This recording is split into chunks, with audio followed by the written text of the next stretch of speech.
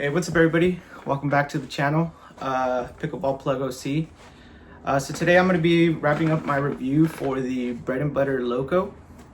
I've had some time now, close to a week, playing with it, and things have been going great. So I felt comfortable enough to jump on and kind of speak about the paddle itself.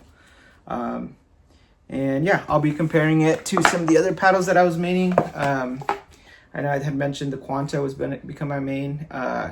Spoiler alert, it didn't become my main. And then there's my trusty Agassi 16mm. This was my main again after the Quanta. And I'll also talk about the Boomstik. I actually don't have it anymore. I just sold it yesterday. It's just a really good paddle. I just don't think it's worth the money, but I'll jump into that in a second. So yeah, going back to the Loco.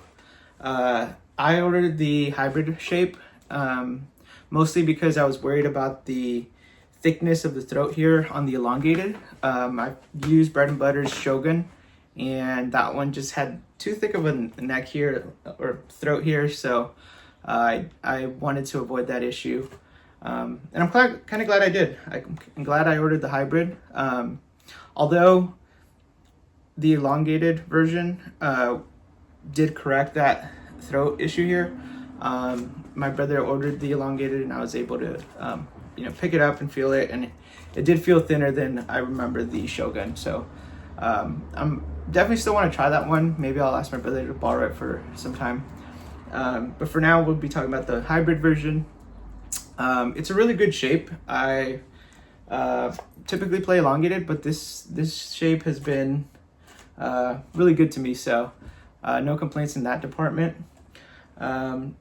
The power on this is definitely noticeable. It's a step up from the YOLO Pro 4, right around the Quanta area, and maybe just a tad lower than the Boomstik.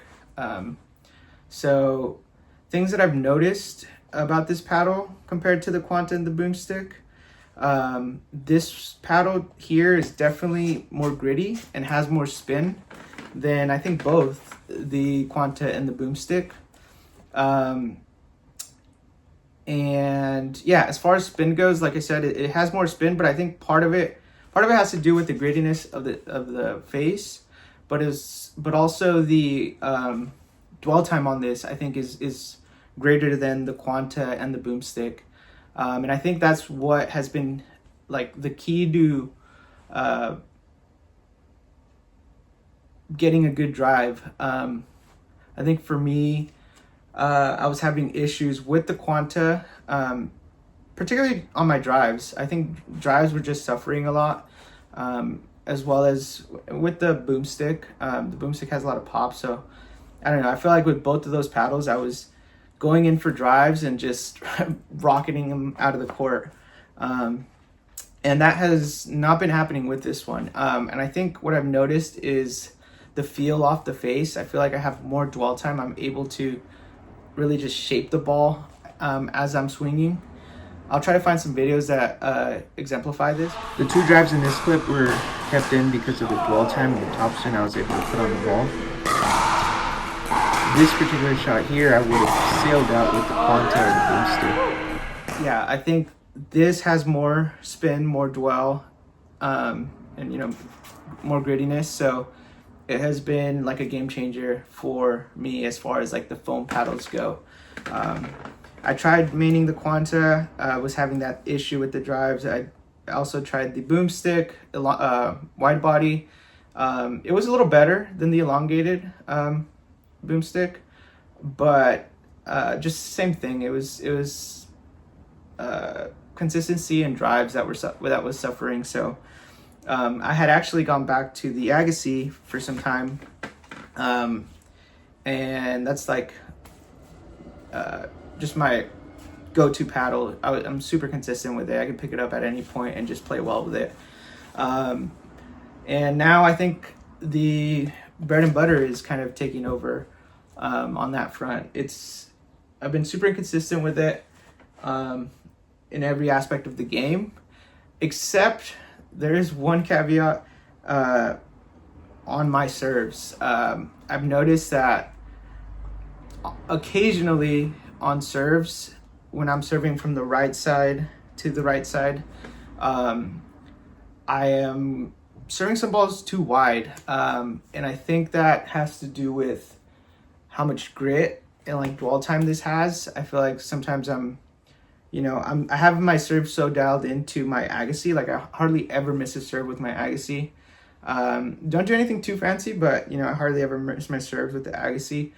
And I feel like with this one, it has a little more dwell, very similar dwell, but I think the bite on the surface of the face here is kind of what's giving it that extra oomph and making them go too wide, as well as sometimes too long. I think for that same reason, when I try to do a really deep serve, what I would usually do with my Gen 3, Yola Agassi, is not working with this Loco.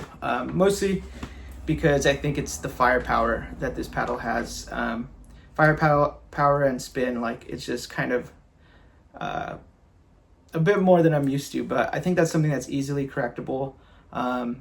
I think I mostly miss the serves when I try to give the serve a little extra mustard, which it happens with any paddle, but I think I've noticed, at least between the Agassi and the Loco,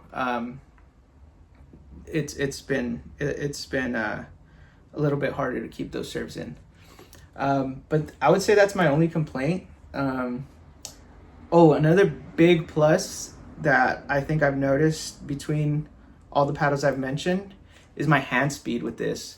I've got into some really great hands battles and come out on top because of this paddle. I feel like it's just, maybe it's the hybrid it's likely the hybrid shape, and also maybe the weight. I'm not sure what the twist weight and swing weight is on this, but I'm sure it's giving me the edge on hands battles.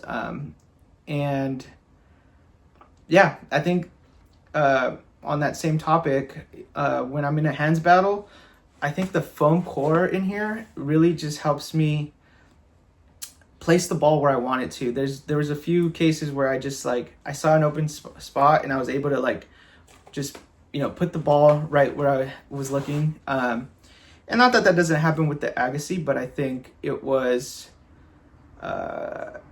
heightened. It was I felt like I had a boost in control in hands battle as well as speed in hands battles. So yeah, I think those are kind of the takeaways with this paddle. It's definitely become my new main for now. I'm gonna be selling my Quanta.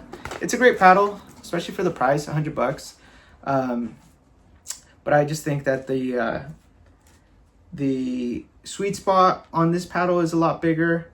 And I think I've kind of have a few clips that maybe show that. I'll try to put them here. So this one has dead spots right here.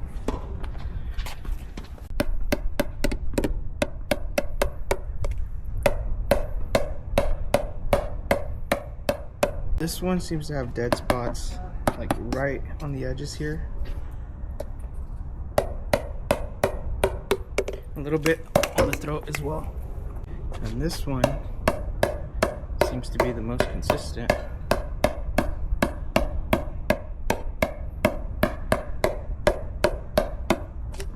This one's pretty consistent all the way around, so this sweet spot on this is huge. But yeah, I think this one just edged it out. It does cost about twice the money, so keep that in consideration when shopping for a new paddle.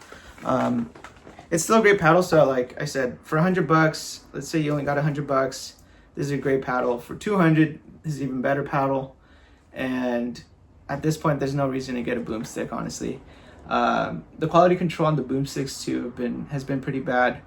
The Boomstik that I had the edge guard starting to wiggle a little, so I just don't think there's any reason to be spending almost $350 or about $350 on a paddle these days when you got perfectly good options in the $100 to $200 categories.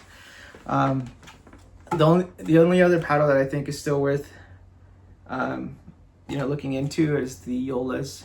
And I don't know if I'd buy them at the brand new $280 price range. I would maybe just either get it used, lightly used, of course. You don't want a clapped out paddle, but yeah. These two right here are my top picks for paddles right now. And really the ones that I'd recommend to anybody. If you're looking for a Gen 3, can't go wrong with the Yola Agassi. You're looking for Gen 4 foam paddle, the Loco is a great one. And now, as a bonus, another option in the Gen 3 category is the Luz Cannon. That's a great paddle too, and for about $100. So a lot of options out there now. Yeah, thank you all for watching, and I'll see you guys in the next video. Peace.